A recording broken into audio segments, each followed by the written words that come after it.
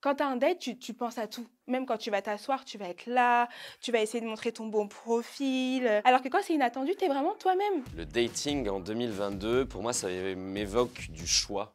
Beaucoup de choix. Moi, les gens, ils prennent pas assez le temps, je pense. Ça passe souvent par des applis, par des trucs de rencontres. On a tellement été habitués à rester à la maison qu'on est dans un mood, j'ai l'impression, métro, boulot, dodo. Même au taf, tu vois, des fois tu te dis au taf, je vais peut-être trouver un petit mec et tout machin. Là, il y a le télétravail qui est arrivé. J'ai l'impression qu'il y a un côté instantané du fait que tu es derrière ton téléphone et que tu as juste des messages à envoyer qui effectivement rend le truc un peu plus facile. Tu peux envoyer un message à 9 h, à 18 h, tu peux déjà avoir ton rendez-vous pour le soir. C'est au contraire, limite, on rencontre trop de gens. Après, rencontrer les bonnes personnes, c'est ça qui est difficile. Je suis ultra stressé avant d'aller à un nouveau date, tu vois. Et je pense que le truc qui me fait le plus flipper, c'est qu'on n'ait rien à se dire. On est vraiment, ouais, 0 point en commun ou vraiment aucun sujet de conversation qui soit un peu cool. On peut tous aimer Rihanna, mais après, quand on va se voir en face à face, on va pas parler pendant 1 heure de Rihanna. Moi, ce qui me fait peur au premier date, c'est que le mec, quand il va me voir, se dise « Ah putain, elle ressemble pas à ses photos » et qu'il soit déçu. Pire date, ok, c'était il y a vraiment longtemps et en fait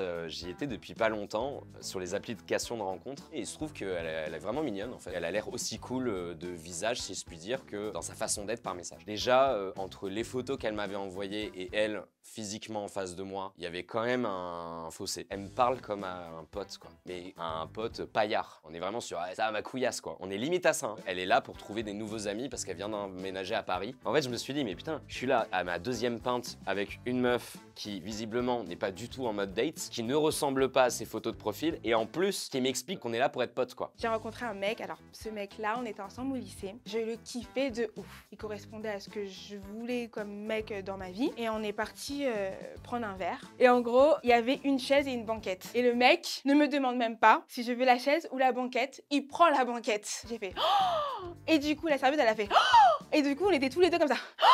J'ai dit à mes copines, s'il me laisse déjà pas la banquette, qu'est-ce qu'il va me faire après? Et je suis parti de là en me disant vivement la prochaine soirée pour oublier celle-ci. J'espère que la personne ne regardera pas cette vidéo. Aujourd'hui, tout ce que je vois en tout cas sur les réseaux sociaux, c'est que des relations de ouf. Et tu vois des gens qui enchaînent genre voyage sur voyage. On se dit, mais je fais pas les bonnes choses ou quoi? On se dit, mais en fait, pourquoi ma vie, elle est pas comme ça? On se compare trop aux gens, ce qui fait que ça peut créer des complexes. Comme ça crée aussi des complexes physiques, je trouve que ça peut aussi créer des complexes sur la manière dont tu idéalises la relation amoureuse. Tous ces hashtags, couple goals, so happy, enfin, tu vois, des trucs comme ça.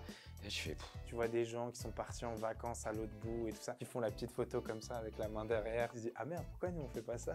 Pourquoi on part pas en vacances là? Parce que demain à 8 h on doit aller travailler. Je pense que c'est fait pour ça de toute façon, pour nous influencer. Après, c'est à nous de prendre le bon et de laisser le mauvais. Faut vraiment regarder tout ça en bonne intelligence. Les rencontres en vrai, moi c'est ce que je préfère. Je trouve ça cool de se dire, tu te souviens comment on s'est rencontrés et c'était là et ça s'est passé comme ça. T'as ce côté inattendu parce que t'es pas là à dire alors il faut que je parle comme ça, il faut que je me pose comme ça. Quand t'as un date, tu penses à tout. Même quand tu vas t'asseoir, tu vas être là, tu vas essayer de montrer ton bon profil, de faire la meuf hyper intelligente qui connaît tout alors qu'en fait t'as regardé Wikipédia avant de venir. Alors que quand c'est inattendu, t'es vraiment toi-même. En fait, ce que j'aime pas dans les applis, c'est que tu sais pourquoi tu y vas en fait. Tu cherches le truc. Alors que la rencontre un peu fortuite, bah c'est stylé en fait. Parce que c'est vraiment inattendu, ça rajoute un petit peu de romantisme, c'est plus vrai. Et en même temps, le côté positif, c'est que ça permet de rencontrer des gens que t'aurais peut-être jamais croisés. Et pour ça, je trouve ça assez cool. Il y a 10 ans, tu vois, tu m'aurais dit qui doit faire le premier pas, je t'aurais dit le mec. Mais aujourd'hui, je me dis on s'en fiche en vrai, on se prend trop la tête pour des petits trucs. On va toujours nous dire que c'est au mec de faire le premier pas, mais je pense pas forcément. Je trouve ça plutôt séduisant quand il y a quelqu'un qui vient te voir, qui te montre de l'intérêt, qui te drague, qui prend les devants aussi. C'est agréable. Moi pour le coup, c'est complètement elle qui a fait le... Enfin, elle a pas fait le premier pas, on était... Enfin, si, c'est clairement elle qui a amorcé le truc, quoi. Parce que moi, je pense que j'aurais pas osé, tu vois. Pour moi, c'est mutuel. Il n'y a pas de qui doit prendre les devants. Il y a à prendre les devants.